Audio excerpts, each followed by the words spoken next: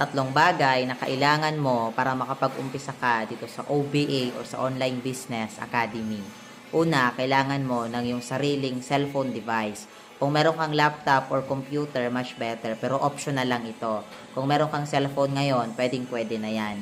Pangalawa, kailangan mo ng stable internet connection, data man yan or wifi, kasi nga pure online lang yung task natin dito sa OBA. Kaya importante na malakas yung net mo.